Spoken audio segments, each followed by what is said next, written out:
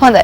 ඔබ මේ රැඳී සිටින්නේ සජීවී අවකාශයත් එක්ක නාලත ඔබට අවස්ථාවක්. ඔව් අපි විරාමයට යනකොට මම ඇහුවේ දැන් දෙමව්පියන් වෙන්වීම දැන් මේ ආදරය ඇතුළේම කතා කරන දේවල් නිසා මම අහන්නේ. දෙමව්පියන්ගේ වෙන්වීම හරහා දරුවන් අනාගතයේදී එහෙම නැත්නම් වැඩිවියටපත් වීමේදී මුහුණ දෙන්නට පුළුවන් ප්‍රශ්න පිළිබඳ බොහොම කෙටියෙන් මෙන්න මේ වගේ දේවල් වුන් රියැක්ෂන්ස් මෙන්න මේ වගේ දේවල් වුන් තුලින් එන්න පුළුවන් කියන එක මොනවාද? දෙමාපිය වෙන්වීමත් එක්ක එන්න පුළුවන් ගැටලු විවිධාකාර. අපි වුණතරන් අහලා තියෙනවා ළමා අතවර කියන්නේ ඔය මත්පැන් කුඩු වලට ඇබ්බැහි වෙච්ච දැන් අනිවාර්යයෙන්ම ප්‍රචණ්ඩත්වය මොකද ඒ ආදර නොලැබීම හරහා පොඩි ළමයෙක්ට තමාගේ කෙනෙක් වෙන් වුණා කියන එකද අපිට පැහැදිලි කරලා දුන්නට කුඩා දරුවෙකුට ඒක පැහැදිලි කරාට තේරෙන්නේ නැහැ. දැන් අපි දැකලා තියෙනවා ගොඩක් කුඩා දරුවෝ දැන් අම්මා පොඩ්ඩක් එළියට යන්න වෙන කෙනෙක්ගේ අතර දුන්නාම ඒ දරුවෝ කොච්චර අඬා වැළපෙනවද? ආයෙ අම්මා ගත්තාම මේ ඒක නවතිනවනේ. ඒ වෙලේ separation anxiety එක යාට විඳදරා ගන්න බැරි තරම් දුරට වෙනවා. ඒත් ඒ වගේ දෙයක් ජීවිත කාලය පුරා කියන්නේ පොඩි කාලේ තමන් ආයි puberty එකට එනකම්ම එක පැත්තක් නැහැ කියන්නේ අනිවාර්යයෙන්ම මුරණ්ඩු බව ලක්ෂණයක් විය හැකි. ප්‍රචණ්ඩත්වය. ප්‍රචණ්ඩ පුද්ගලයෙක් වෙන්න පුළුවන්. අනිත් දේවල් ඒ ලැබෙන ඒ කාලය තුළත ලැබෙන අත්දැකීම් එක්ක කියන්නේ සමහරුන් ඔය කවුරුත් ගණන් නොඅරගෙන තියෙන තත්ත්වයේ තියෙනවා. එතකොට ඉදිරිපත් වීමේ හැකියාව සබකෝල අනිවාර්යයෙන්ම දකින්න පුළුවන්. attention ප්‍රශ්න එනවද එතකොට ඒකට? අනිවාර්යෙන්. ඒකට අවශ්‍යයි එහෙම attention එක ලබා ගන්න නේ. සමහරක් අය ඉන්නා නේද? ඒ කියන්නේ ඔය ඒ කියන්නේ සමබරව යන කට්ටිය ප්‍රශ්නයක් නැහැ. ඒ කියන්නේ Tamanට පියෙක් නැති වුණා සමහරට මව නැති වුණා කියලා ඒ දේ ඉදිරියේදී Tamanට නොයන විදිහට වග බලා ගන්න කට්ටිය. ඔය කියන්නේ ආරක්ෂාව කියන්නේ 100%ක් නම් පිට කෙනෙකුට දෙන්න අමාරුයි. ඒනට සමහර අයගේ හිටපු ගමන් මතුවෙන අවස්ථා තියෙනවා. කියන්නේ කුඩා කාලෙත් පසුක අධ්‍යාපනයේ සමහර learning disorders ඉගෙන ගැනීමේදී ගැටලු වෙනවා. ඔය සමහර ළමයි පාසල් වල ගුරුවරු ඕනතරම් මේ චෝදනා කරන්නේ හරි දඟයි. කියන්නේ මේ හයිපර් ඇක්ටිව් කෙලින්ම පාලනය කරන්න නොහැකි තත්ත්වය. නිකනුත් කෑ ගහන දුවන පයින් බැලුවත් ඒ වගේ හයිපර් ඇක්ටිව් තියන අයගේ එක්කෝ මේ අම්මා තාත්තා වෙන් වෙලා නැහැ. දවල් කාලේ අම්මා තාත්තව හම්බෙන්නේ නැහැ මේ ළමයා. රැකියාවට යනවා. තනියෙන් ජීවත් වෙන. ඒ අඩුපාඩුව මැකෙන්න ඔහු ඒ කියන්නේ ඔහු නොදැනුවත්වම අන්කොන්ෂස් ලෙවල් එකේදී ඔහු ප්‍රචණ්ඩ වෙලා තියෙනවා. ඒ වගේ අපේ හරියටම කියන්න බෑ මේකමයි කියලා ඒ ලැබෙන එක්ස්පීරියන්ස් එක. සමහර විට අවිඥානිකව සිද්ධ වෙන කාරණා නිසා දඬුවම් දීමෙන් මේ වළක්වන්න බෑ අපිට. වළක්වන්න බෑ. හරි. එතකොට ප්‍රේමය හා සම්බන්ධව මොන වගේ දේවල් වුන් මුහුණ දෙවිද මෙහෙම වුණත් ප්‍රේමය අපි ආදරය ගැන කතා කළොත් විවාහ ජීවිතේ එන්න කාලේ එනකොට මේ දෙමව්පියන් අහිමි වීම අහිමි වුණු කෙනෙක් කොයි විදිහටද ඒකට ප්‍රතිචාර දක්වාවිද සමහර වෙලාවට මට පොඩි බාධා කිරීමක් කරන්න වෙන දුරකථනයෙන් කෙනෙක් රැඳී සිටිනවා. කවුද මේ අපිට එක්ක එකතු වෙලා ඉන්නේ? Hello. Hello. Oh. මම තිස්සතෙනකම් කුරුමෑගලි. ඔව් තේන මිස්ටර් තේන. මම තිස්සතෙනකම් කුරුමෑගලි. ඔව් හොඳ අවස්ථාවක් තියෙනවා. අපිට ඔබව හොඳට ඇහෙනවා කතා කරන්න පුළුවන් දිගටම. ඔව් මේ මට මම කල්පනා කරේ අද කුරුමෑගලින් මාත්මේ කතා කරා එතුමාගේ පෞද්ගලිකයේ විවෘතව ඒකෙදි මම මේ චෝදනාවක්වත් එහෙම කරන්නේ නෙමෙයි. බණ්ඩාර කියලා මහත්තයා කතා කරා එතුමාට බිල් එක ගැන එතුමා කරපු පාපච්චාරයකට එක්ක. ඒකෙදි මම ඉලියොත් කරන එතුමාට මොකද මේ නායක මහත්තයා මම ආයෙත් කරේ මේ දෙකේ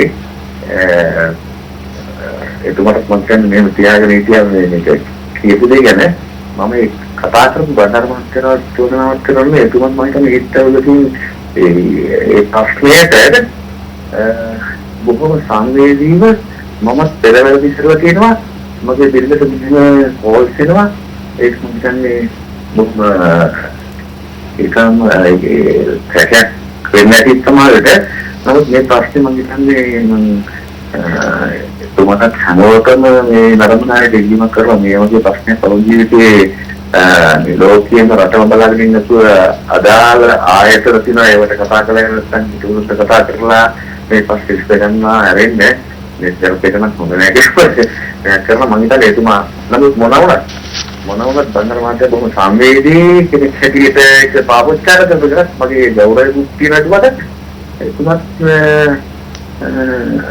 පොඩ්ඩක් මේක හිතාගෙන මේ සියලු දෙනාට දැනගෙන ඉස්සලා මම මේ පොඩ්ඩක් කතා කරේ. හොඳයි ගොඩක් ස්තුතියි ඔබගේ අදහස අපිට වටිනවා. ඉතින් විවිධයට මේ කාරණා සම්බන්ධයෙන් විවිධ අදහස් තියෙන්න පුළුවන්. ඉතින් ඒ අදහස් ඉදිරිපත් කිරීම සඳහා අපි අවකාශයේද සලසලා තියෙනවා. අපි විවේචනය කරන්නත්, අපි හොඳ කියන්නත්, නරක කියන්නත් ඔබට අවස්ථාවක් තියෙනවා. ඉතින් ඒ කියන දේවල් අපිට අවශ්‍ය පරිදි ලබා ගන්නවා. මම කිව්වේ දෙමෝපියන් අහිමිවීම හරහා ප්‍රේමය ආදරය කියන කාරණාවේදී දරුවන් වැඩි වියටපත් වුණා කොයි විදිහේ ප්‍රතිචාර දක්වනවා. ඔව් ප්‍රධාන වශයෙන්ම අපේ මේ ගොඩක් දුරට අපගේ සහකාරයෝ තෝරගන්නකොට අපි මුලින්ම අපේ චිත්‍රය අපේ හැම කෙනෙකුගේම හිතේ සිහින කුමාරයෙක් සිහින කුමාරියක් සිටිනවා. ඒ සිහින කුමාරහව සිහින කුමාරිය ගොඩක් දුරට අපගේ මව හෝ පියා හා සම්බන්ධයි. ගොඩක් දුරට.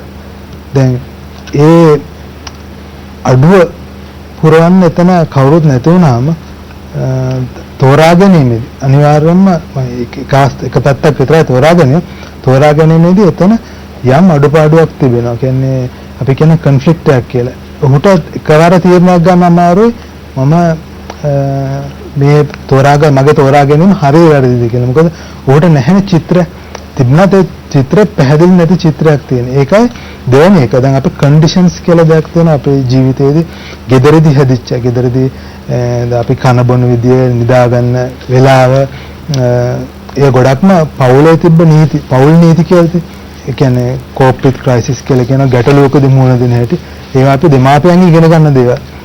දැන් ඒ අඩුව නැති වුනහම අනිවාර්යෙන් පෞල් ජීවිතයක් ගත කරනකොට පෙම්වතෙක් සමග ජීවිතය ගෙනියනකොට එතනදී අඩුවක් තියෙනවා.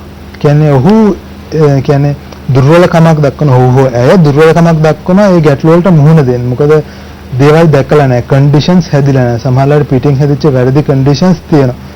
ඒ වගේ කියන්නේ ඒ අඩුව ජීවිත කාලය පුරාම කොයි මොහොතක හෝ අනිවාර්යයෙන්ම දැනෙනවා. මම පොඩ්ඩක් කියන්නේ මගේ අත්දැකීමක් ගැන මගේ කියන්නේ මගේ යාළුවෙක්ගේ ඔහු ඇයගේ පවුලේ යම් කිසි දෙයක් වෙලා ඔහුගේ මවත් කෙනෙක් එක කියලා පියත් කියලා. ඉතින් මේ අවස්ථාවේදී ඇය යම් කිසි දැන් අවුරුදු 25ක් 26ක් වයසේ තින්නේ. ඇය මේ අවස්ථාවේදී ඉන්න පොඩි චකිතයකින් කෙනෙක් ඇයට සහකරුවෙක් තෝරා ගන්න. මොකද මට ලැබෙන සහකරුවා එයත් මේ විදිහට යයිද කියන එක පිළිබඳ මේ වගේ මානසිකත්වයෙන් පෙළඹෙන අයත් ඉන්නා නේද? ඔව් දැන් ගොඩක් අය දැන් අපි ගොඩක් අය දැන් අර අපි කියනවානේ මේ ගිනි පෙලෙල්ලෙන් බැට මනුස්සයා කනවා. ඉදිරියටත් බයයි කියලා අනිවාර්යයෙන්ම වෙච්ච වැරද්දක් ආයි වෙනා දකින්න කිසිම කෙනෙක් කැමති නැහැ. ඒත් දැන් ඔබගේ අර මිතුරියගේ ඒ ගැටලුව නම් අපිට හිතන්න වෙන්නේ අපි කියන්නේ irrational thought එකක් කියලා. කියන්නේ ඒක අතාර්කික සිතුවිල්ල. මොකද තමාගේ පියා එහෙම කරා පියාගෙන් එහෙම දෙයක් වුණා කියලා දැන් අපිට බලාපොරොත්තු වෙන්න බෑ හැමෝම මේ දෙයම කරයි කියලා. ඒක ඇගේ අත්දැකීම් වලට අනුව අතාර්කික මේ සිතුවිල්ල. ඒත් ඕනෑතරම් හොඳ මිනිස්සු හොඳ පුද්ගලයෝ සාර්ථක පෞල් ජීවිත ගත කරන අය ඕනෑතරම් ඉන්න. ඔව් බහුලවම ඉන්නවා. අපිට නැති අවස්ථා බොහොම අඩුවෙන් තමයි දකින්න ලැබෙන්නේ සම්බන්ධයෙන්. නාරද මම වගේ ප්‍රශ්න ඊළඟ විවිධයෙන් පස්සේ අහන අවස්ථාවල දෙනවා. අපි පුංචි